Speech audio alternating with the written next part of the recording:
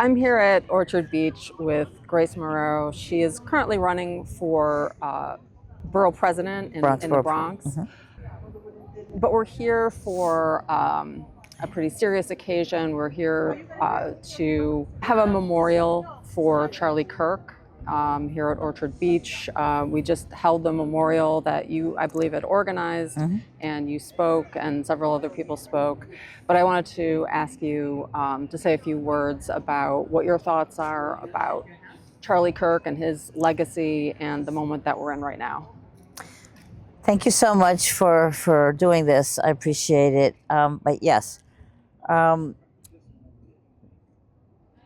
assassination of Charlie Kirk is probably one of the worst things ever to happen to free speech. I believe it was it's designed to, even though they say that it's a transgender furry thing, whatever, that the guy, but call me a conspiracy theorist. I tend to believe there are other people behind it. And what they couldn't do with Trump, when they missed killing him, they did with Charlie. But what they miscalculated was that this is now going to set off, people are waking up. People are going to be tired. People are going to speak their mind, and people are going to fight back. I mean, I tell people, and I've been telling people this for a long time, maybe this now is like kind of reaffirming everything that I've said over the years. You cannot let these people bully you. You have to be able to say what you want to say without fear of it being called hate speech or being called racist or being called whatever. I don't believe in any of that.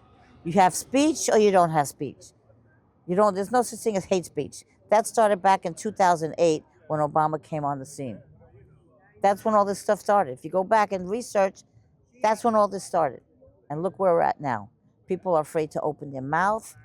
The liberal cabal, if you will, have basically taken over everything. They have everybody in the colleges, in the police, in government, in every way you turn. Everywhere you turn, you can see this just by the responses that are coming out from these people who thought they were untouchable, that now they're starting to find out that you can't be disrespectful, that they're coming out and saying all these vile things about Charlie Kirk. He's a racist, he was this. None of that's true. Charlie Kirk was a man of faith. Above all else, he was a man of faith. And as a Christian woman myself, who believes in my faith, and I believe in God, I believe I'm protected by the Lord, and when my day comes, it's going to come. But I believe, like him, I'm not afraid to speak my mind. That's why a lot of people may shy away from me. A lot of people don't like what I say, but that's okay. You know what? Everybody's free for their own opinion. We don't, like I said before, we don't have to agree. We can agree to disagree. But the minute you start getting physical, then that's it. Then gloves come off, and I'm going to fight back as much as I can, as whatever I can do. So people are waking up to this, to not be intimidated anymore by speaking their mind. You may not like what I say, you may not like what somebody says, but they have the right to say it. And I've said that. We may not agree on everything, on anything, but I'll defend your right to say it, because that's the First Amendment. Don't matter what party you have, whatever it is, I will always fight for freedom of speech, no matter who you are. And that's what Charlie Kirk was doing. And he was doing it in a respectful manner. He was not mean or nasty. And people, the way people have seen it, the way they're talking about him, these people to me, as far as I'm concerned, they're mentally ill. They see things through some kind of lens that is only for them. And it's got to stop. There have to be consequences, not because of what you say, but for the disrespect at this time when you have so many people mourning Charlie Kirk and then to come out and disrespect him that way. That you just don't do that. That's not done in polite society. In a civilized society, you don't do that. You don't have to agree with him. You can hate him as much as you want to hate him. But if you can't say anything nice, like what do our parents say? If you have nothing good to say nothing, then just shut up. Don't say anything. Nobody cares what your opinion is at this point. As a matter of fact, it's going to fall under the FAFO rule, right? That's what's happening. And people now, all of a sudden, these same people that are crying about, oh, they're taking away our freedom of speech, nobody said anything when they were vilifying conservatives and Republicans and Christians, when they burned down cities, when they attacked people for their point of view, when they got kicked off of Facebook and Twitter and all these different social media, and they were told by Maxine Waters, if you see them in a restaurant, tell them they're not welcome here. This is the rhetoric that has led to this by the elected officials, starting with the elected officials, and it's trickled down into society and has mentally impacted certain people that don't know how to behave. And so this has got to stop. It's got to stop, and we need to have consequences, not just for the people that are, they're getting fired, and that's good. That's a good thing. Let them, you need to learn a lesson. But the elected officials that are doing this, there need to be consequences as well. So some people would say that is in itself not supporting freedom of speech if there are consequences for people saying even terrible things about Charlie Kirk after his death. What do you think about that point of view? It's not really stopping your freedom of speech. You want to say something, they're just getting online. They're going online. They're going out of their way to be disrespectful. If anybody did that, let's say we're at a funeral, let's say for my father, and somebody came up to me and started saying all kinds of nonsense, he would get punched in the face, okay? My brothers would jump on that person and would beat him to a pulp, okay? You get free, say what you want to say, but there's consequences to what you say. Freedom of speech, you can say what you want to say, but there's consequences to that. And if you can either get sued for libel and slander. There's ways to, if it's not actionable, then that's fine. If you don't like what somebody says, you can walk away. You can have a discussion and give your point of view, and that's it. Those are the three things: actionable, suing somebody for what they say, turning away and not engaging if you don't like what they say, or having a discussion about it. Those are the three ways to deal with it. Not physical violence. None of that should happen. So it's not taking away their freedom of speech. They're just seeing the consequences of their speech, because let's put it this way, they would consider that hate speech if one of us said it, right? That would be hate speech. I don't believe in hate speech. There's just speech, but that's how they think, and they would consider that hate speech. How many people got doxxed? How many people got vilified for their hate speech when they were conservatives and Christians? See, they forget all that. We got all that on video. They forget. So now they're getting a taste of their own medicine, and they don't like it. It's good for the goose. It's good for the gander. They may not like it, but they either have to deal with it or just, say nothing. If you have nothing good to say, the man did not affect you personally just because he said certain things. And he wasn't racist. He wasn't, none of that. He had a respectful discourse with people. And for that, he was killed. That's the problem. And this is what they don't see it. They want to say, well, it's freedom of speech. It's not. It's not. They don't see where all this has led to this moment. And they need to be made aware. They need to change. They need to see that what they're saying and doing is wrong. And when you do wrong things, there are consequences. Really should be. So, moving forward, do you see some positive steps that could be taken to perhaps bring people on different ends of the political spectrum closer together and more able to have some kind of dialogue, Yes. civil dialogue? Yes. What do you think are the positive steps that could be taken, and the kinds of ideas and messages that we should be conveying to young people? You know, Charlie Kirk was known for speaking to people Right. of his generation and younger people. What are the core ideas that we should be conveying to younger people so that we can have more civil discourse between people with different opinions? Well, that's a good question. And I think because of Charlie Kirk, people now have a fire lit under them and they want to continue his work. You know, I would like to have a meeting or some kind of forum to have this kind of discussion. The main thing is, is, people got to be respectful. Okay, it's not personal. Back in the day when it's business, not personal. Okay, you know what I'm saying. So it's not personal. You can take it personally. Now, if you take things personally, then that's on you.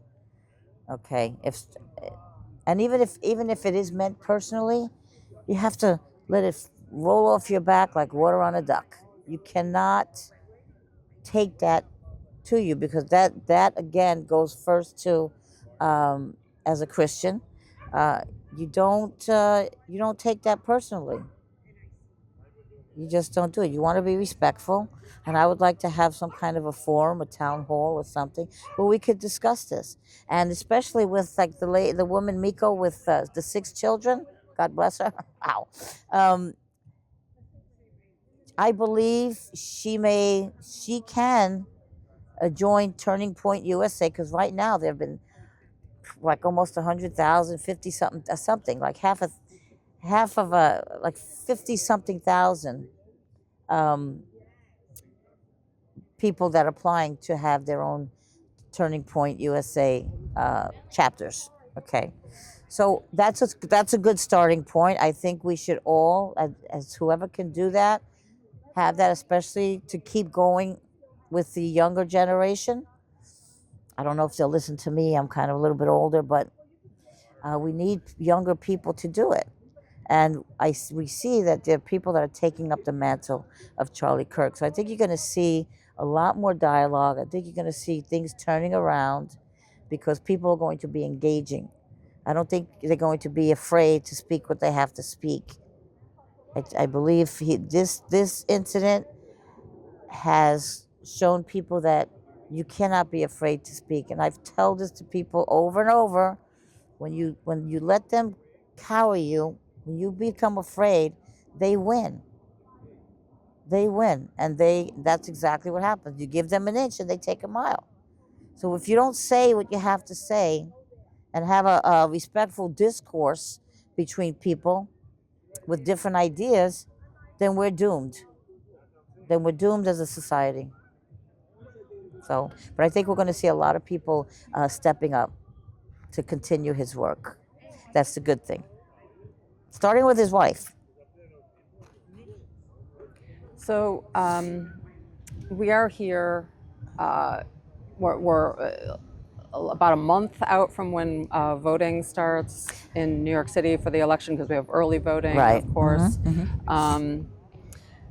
You are running for Bronx Borough president, so we're here for a somber occasion, and I don't want to disrespect that, the remembrance that people are having here. Right, for and Charlie I purposely Kirk. didn't want it to be political, because, But let me ask you, since we are here and you are running for office, what are the top issues that are driving your campaign, and that you think are important for people in the Bronx in this upcoming election for mayor and city council seats, and also borough president seats? Well, the main thing that is one of the biggest problems is quality of life. Is people don't feel safe. People do not feel safe in their communities anymore, and that goes back to the bail reform laws and the qualified immunity that they took away from the police, the attrition of the police department. There are no consequences. People get out of jail, they get arrested, and they're out within 24 hours.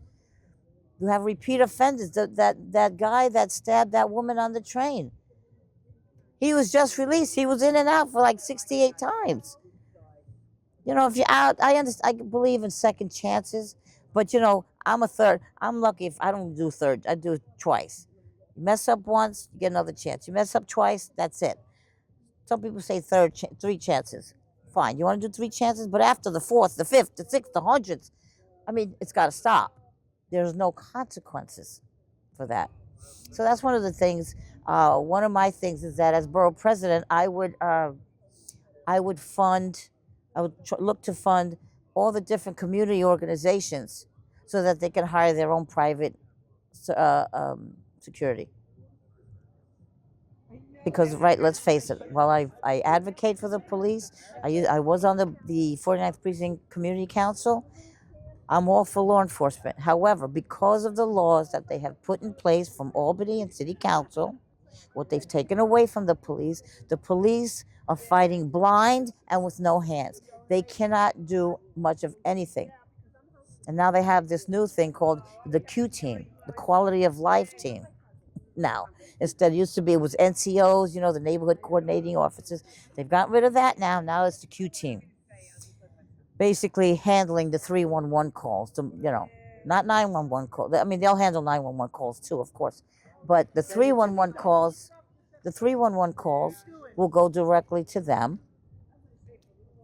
And so they're going to be handling like the noise complaints and, you know, neighbor complaints, things like that, that's fine. But that's not putting them, we need them on the street. We need them on the street. And there's supposed to be a bigger presence now on the street. Instead of being in there, they used to go in sector cars. They're supposed to be walking the beat now. We'll see what happens. They just keep changing. Every time when the community gets used to one thing, they change it to something else. And this, I believe, is because of Commissioner Tisch. I think this is her brainchild to do this. We'll see what happens. If it works, I personally don't see much changing. Because if the police are not allowed, I mean, if they can arrest somebody, but if they're going to be back out on the street, what's the point? So, okay, so public safety and now, quality of life. Any other major issues? Infrastructure. The infrastructure. You know, the borough president. There's basically three things the borough president can do. He or she works with the mayor and the city council to advocate for increased funding for the borough, right? Community boards is very important. Okay, right now, our current community boards have been very politicized. As a borough president, I would make sure that it would not be politicized. People would be on the board that know their community and they're going to advocate for their community. It's not going to be what I want. It's going to be what they need and what they want. They know what they need. I'm not someone to tell you, if I don't live in your area, who am I to say different? But get all the politics out of it. It's just been too politicized, so they're not functioning properly, the community boards. And then you have the land use. The borough president goes through the land use process and can approve or disapprove who can build where, or they go over all that stuff. So that's important because you see we're being inundated with developers and building. And again, this goes back to the city of Yes, which you know about, right? Yes. So you got the city of Yes that is going to take away all kinds of zoning, and so developers can build everywhere. And it's got to be stopped. They have carte blanche. One of the things I would do as borough president is to give the homeowners the same type of tax breaks and help the developers get. Because, you know, a lot of times these developers, they also get taxpayer funded to build the building. It's not just their money, it's our money. But we have no say in that. Why? That's got to stop. There's no transparency whatsoever. So there's a lot of things that have to be looked at and changed. And once I'm borough president, that's going to change. So they're not going to like me very much. But listen, I got to do what's best for the community and the constituents, not the developers. You know, sure, we could use housing, but we really need affordable housing, not the so-called affordable housing they keep stacking up on us, which is not. I mean, who can afford $3,000 to $5,000 for a studio? Are you insane? That's crazy.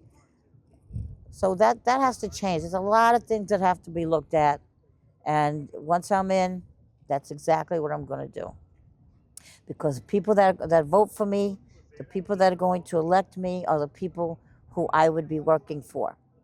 Well, it'd be the whole Bronx, even though if they didn't vote for me. But you know what I'm saying? It's for the whole Bronx. So I'm originally from the South Bronx, so I know how things are back there too.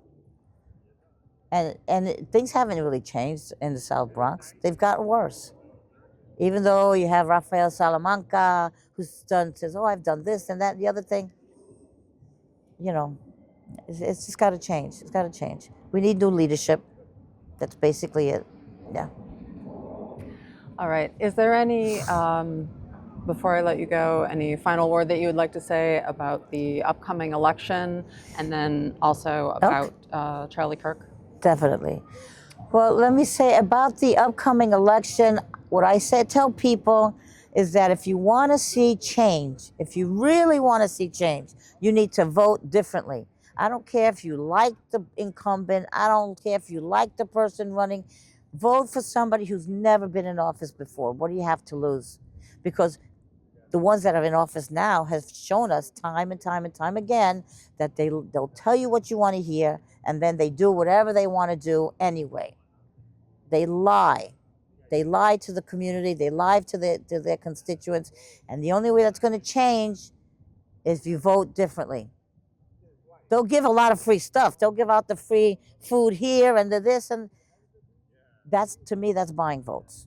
Okay, that's not who they are. And people forget they're using taxpayer money to get the free stuff. So I say vote differently.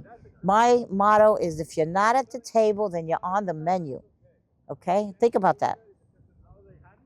They're at the table. We're not even getting scraps like stray dogs. We're not nowhere near the table. They're at the table living high off the hog, supposedly to represent us, and that's not what they do. I want to bring people to the table.